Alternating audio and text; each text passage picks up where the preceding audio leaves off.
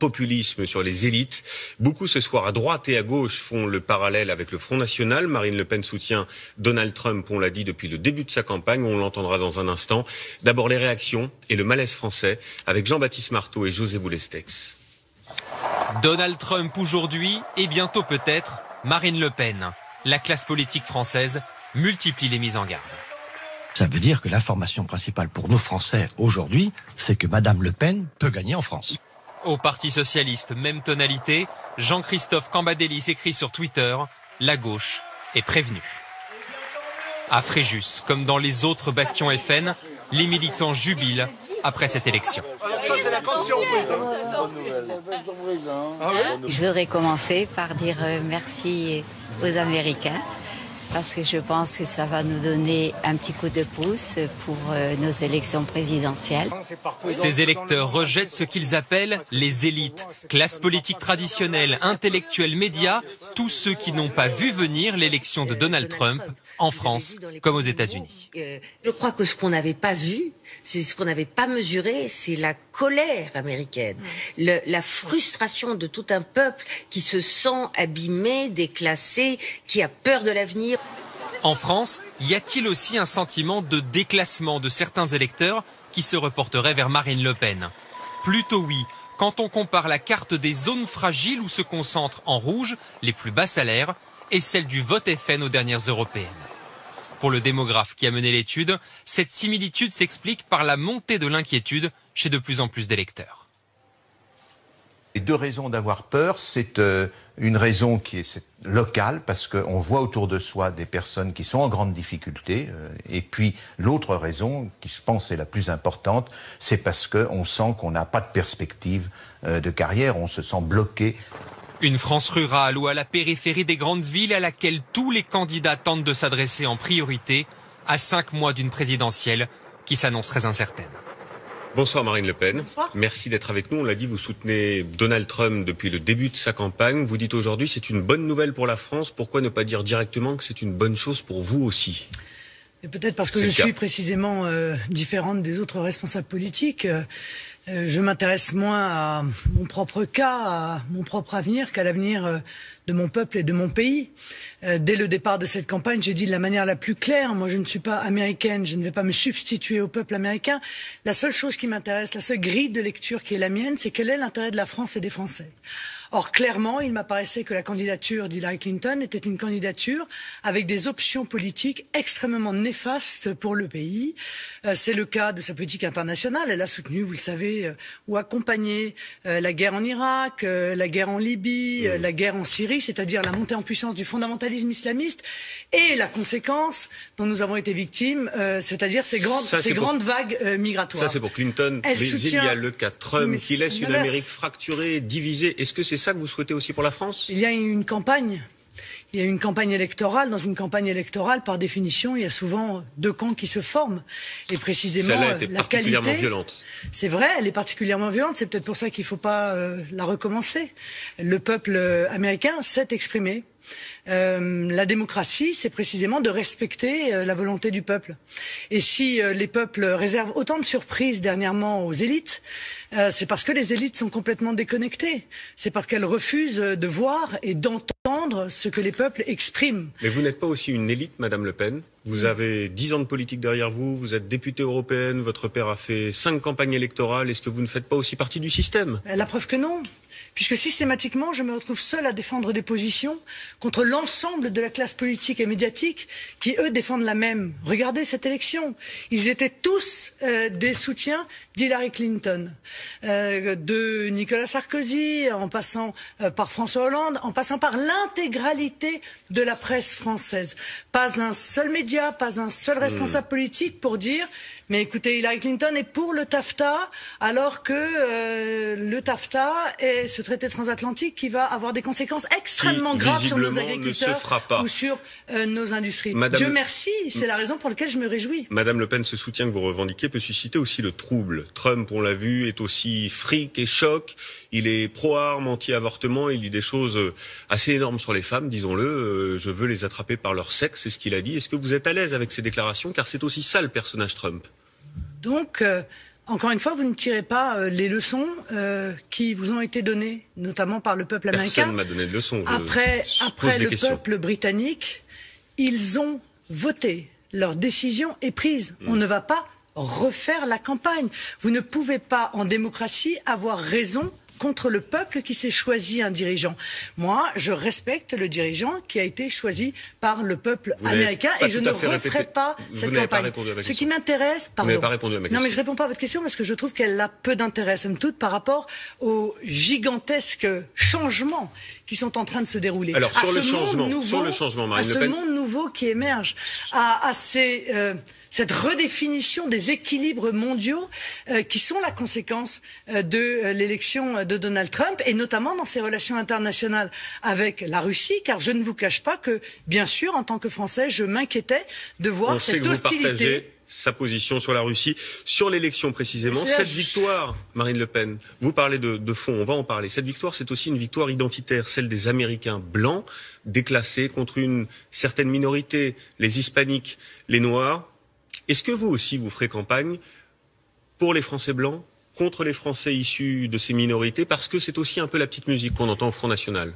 En tout cas, la petite musique que vous venez d'exprimer, c'est la petite musique qu'on entend sur l'intégralité des médias. Je crois que c'est une erreur d'analyse. Cette manière de racialiser les résultats de cette élection, c'est en réalité n'avoir rien compris à ce qui s'est passé. Ce qui s'est passé, comme ce qui s'est passé encore une fois en Grande-Bretagne, comme ce qui se passera, je le souhaite, en France en 2017, c'est la volonté de rompre avec la mondialisation sauvage, avec la concurrence internationale déloyale. C'est la volonté de retrouver la nation avec ses frontières, la nation avec, c'est vrai, la somme des protections qu'elle peut offrir au peuple. Mais vous comprenez bien qu'il y a eu des Américains. C'est aussi, la sanction les uns contre les autres. Du mépris qui est exprimé à l'égard des peuples. On les nie. On les méprise, on les moque d'ailleurs bien souvent et peut-être on essaye de les mettre dans des cases. Ils veulent reprendre le pouvoir sur leur destin. Ils ne veulent pas qu'une petite minorité puisse décider pour eux. C'est ça la grande leçon. C'est une leçon de liberté. Et si les élites ne comprennent pas cela, peut-être ne sont-elles pas capables d'ailleurs de le comprendre, alors effectivement elles passeront à côté de ce monde nouveau qui émerge. Vous n'avez pas tout à fait répondu à ma question. Est-ce que la construction... C'est vrai, vous n'avez pas répondu à ma question sur cette division entre les Français blancs d'un côté et les Français issus de l'immigration de l'autre. Je vous ai expliqué, vous vous trompiez dans votre analyse. Un angle d'attaque de votre campagne. Mais vous vous trompez dans votre analyse. Vous voulez racialiser, encore une fois, cette élection. Ce n'est pas moi qui veux le faire. Vous c'est ce qui s'est passé aux États-Unis. C'est l'Amérique en colère. C'est le peuple américain oublié par les élites, qui a le sentiment qu'il est dirigé par des gens qui défendent des intérêts particuliers, des féodalités et qui ne défendent plus l'intérêt général. C'est ce qui s'est passé aux États-Unis. C'est ce qui s'est passé en Grande-Bretagne. Et encore une fois, je pense effectivement que c'est ce qui se passera en France. Est-ce que cette victoire, c'est la question que j'allais vous poser, est-ce que cette victoire de Donald Trump, c'est pour vous un élan pour une victoire en 2017? Est-ce que vous êtes un peu plus proche de votre victoire selon vous? Je ne sais pas, ce qui est sûr, c'est que c'est la démonstration que l'on peut rendre possible vous ne répondez pas oui ou non, Marine Le Pen? Non, mais pardon, je vous rapporte ma réponse. Je suis obligée de répondre par oui ou par non. C'est pas. Non, mais la question est simple. Bon, je pense que ça permet de comprendre que l'on peut rendre possible ce qui est présenté comme étant impossible, car ce que le peuple veut, eh bien, le peuple le peut. Merci Marine Le Pen d'avoir été avec nous ce soir dans cette édition spéciale. Direction New York où on vous retrouve, David, c'est à vous. Populisme sur les élites. Beaucoup ce soir à droite et à gauche font le parallèle avec le Front National. Marine Le Pen soutient Donald Trump, on l'a dit depuis le début de sa campagne, on l'entendra dans un instant. D'abord les réactions et le malaise français avec Jean-Baptiste Marteau et José Boulestex. Donald Trump aujourd'hui et bientôt peut-être Marine Le Pen. La classe politique française multiplie les mises en garde.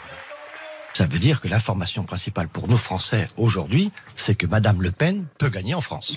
Au Parti Socialiste, même tonalité, Jean-Christophe Cambadélis écrit sur Twitter « La gauche est prévenue ». À Fréjus, comme dans les autres bastions FN, les militants jubilent après cette élection. Alors ça, c'est la grande surprise. Je voudrais commencer par dire merci aux Américains parce que je pense que ça va nous donner un petit coup de pouce pour nos élections présidentielles. Ces électeurs rejettent ce qu'ils appellent les élites, classe politique traditionnelle, intellectuels, médias, tous ceux qui n'ont pas vu venir l'élection de Donald Trump en France comme aux États-Unis. Je crois que ce qu'on n'avait pas vu, c'est ce qu'on n'avait pas mesuré, c'est la colère américaine, la frustration de tout un peuple qui se sent abîmé, déclassé, qui a peur de l'avenir. En France, y a-t-il aussi un sentiment de déclassement de certains électeurs qui se reporteraient vers Marine Le Pen? Plutôt oui, quand on compare la carte des zones fragiles où se concentrent en rouge les plus bas salaires et celle du vote FN aux dernières européennes. Pour le démographe qui a mené l'étude, cette similitude s'explique par la montée de l'inquiétude chez de plus en plus d'électeurs. Les deux raisons d'avoir peur, c'est une raison qui est locale, parce qu'on voit autour de soi des personnes qui sont en grande difficulté, et puis l'autre raison, qui je pense est la plus importante, c'est parce qu'on sent qu'on n'a pas de perspective de carrière, on se sent bloqué. Une France rurale ou à la périphérie des grandes villes à laquelle tous les candidats tentent de s'adresser en priorité à 5 mois d'une présidentielle qui s'annonce très incertaine. Bonsoir Marine Le Pen. Bonsoir. Merci d'être avec nous. On l'a dit, vous soutenez Donald Trump depuis le début de sa campagne. Vous dites aujourd'hui c'est une bonne nouvelle pour la France. Pourquoi ne pas dire directement que c'est une bonne chose pour vous aussi? Et peut-être parce que je suis précisément différente des autres responsables politiques. Je m'intéresse moins à mon propre cas, à mon propre avenir, qu'à l'avenir de mon peuple et de mon pays. Dès le départ de cette campagne, j'ai dit de la manière la plus claire, moi je ne suis pas américaine, je ne vais pas me substituer au peuple américain. La seule chose qui m'intéresse, la seule grille de lecture qui est la mienne, c'est quel est l'intérêt de la France et des Français. Or, clairement, il m'apparaissait que la candidature d'Hillary Clinton était une candidature avec des options politiques extrêmement néfastes pour le pays. C'est le cas de sa politique internationale. Elle a soutenu, vous le savez, ou accompagné la guerre en Irak, la guerre en Libye, la guerre en Syrie, c'est-à-dire la montée en puissance du fondamentalisme islamiste et la conséquence dont nous avons été victimes, c'est-à-dire ces grandes vagues migratoires. Ça, c'est pour Clinton. Mais il y a le cas Trump qui laisse une Amérique fracturée, divisée. Est-ce que c'est ça que vous souhaitez aussi pour la France? Il y a une campagne. Il y a une campagne électorale. Dans une campagne électorale, par définition, il y a souvent deux camps qui se forment. Et précisément, celle-là était particulièrement qualité, violente. C'est vrai, elle est particulièrement violente. C'est peut-être pour ça qu'il ne faut pas la recommencer. Le peuple américain s'est exprimé. La démocratie, c'est précisément de respecter la volonté du peuple. Et si les peuples réservent autant de surprises dernièrement aux élites, c'est parce que les élites sont complètement déconnectées. C'est parce qu'elles refusent de voir et d'entendre ce que les peuples expriment. Mais vous n'êtes pas aussi une élite, Madame Le Pen. Vous avez 10 ans de politique derrière vous, vous êtes députée européenne, votre père a fait 5 campagnes électorales. Est-ce que vous ne faites pas aussi partie du système? La preuve que non. Puisque systématiquement, je me retrouve seul à défendre des positions contre l'ensemble de la classe politique et médiatique qui, eux, défendent la même. Regardez cette élection. Ils étaient tous des soutiens d'Hillary Clinton, de Nicolas Sarkozy, en passant par François Hollande, en passant par l'intégralité de la presse française. Pas un seul média, pas un seul responsable politique pour dire mais écoutez, Hillary Clinton est pour le TAFTA, alors que le TAFTA est ce traité transatlantique qui va avoir des conséquences extrêmement graves sur nos agriculteurs ou sur nos industries. Dieu merci, c'est la raison pour laquelle je me réjouis. Madame Le Pen, ce soutien que vous revendiquez peut susciter aussi le trouble. Trump, on l'a vu, est aussi fric et choc. Il est pro-armes, anti-avortement. Il dit des choses assez énormes sur les femmes, disons-le. Je veux les attraper par leur sexe, c'est ce qu'il a dit. Est-ce que vous êtes à l'aise avec ces déclarations? Car c'est aussi ça le personnage Trump.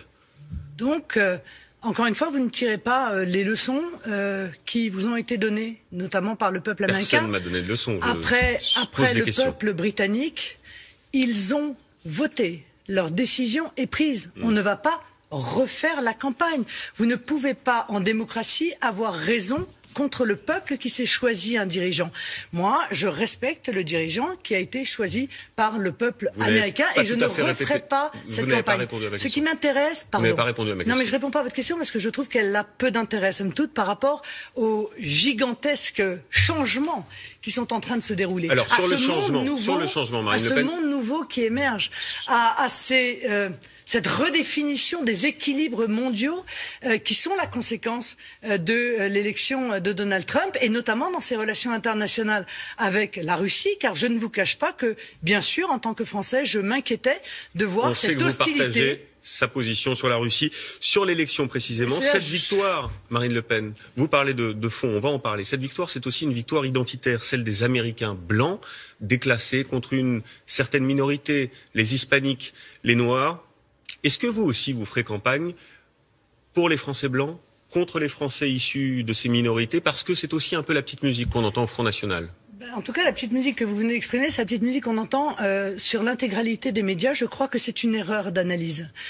Cette manière de racialiser les résultats de cette élection, c'est en réalité n'avoir rien compris à ce qui s'est passé. Ce qui s'est passé, comme ce qui s'est passé encore une fois en Grande-Bretagne, comme ce qui se passera, je le souhaite, en France en 2017, c'est la volonté de rompre avec la mondialisation sauvage, avec la concurrence internationale déloyale. C'est la volonté de retrouver la nation avec ses frontières, la nation avec, c'est vrai, la somme des protections qu'elle peut offrir au peuple. Mais vous comprenez bien qu'il y a eu des Américains. C'est aussi, la sanction les uns contre les autres. Du mépris qui est exprimé à l'égard des peuples. On les nie. On les méprise, on les moque d'ailleurs bien souvent, et peut-être on essaye de les mettre dans des cases.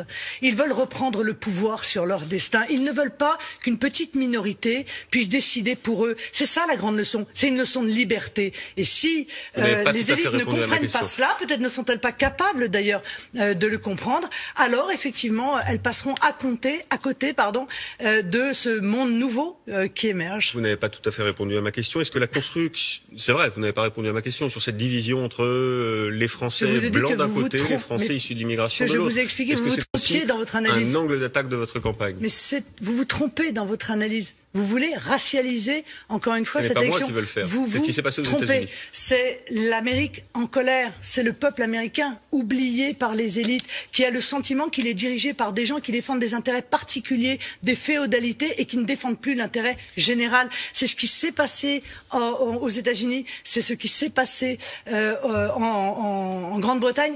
Et encore une fois, je pense effectivement que c'est ce qui se passera en France. Est-ce que cette victoire, c'est la question que j'allais vous poser, est-ce que cette victoire de Donald Trump, c'est pour vous un élan pour une victoire en 2017? Est-ce que vous êtes un peu plus proche de votre victoire selon vous?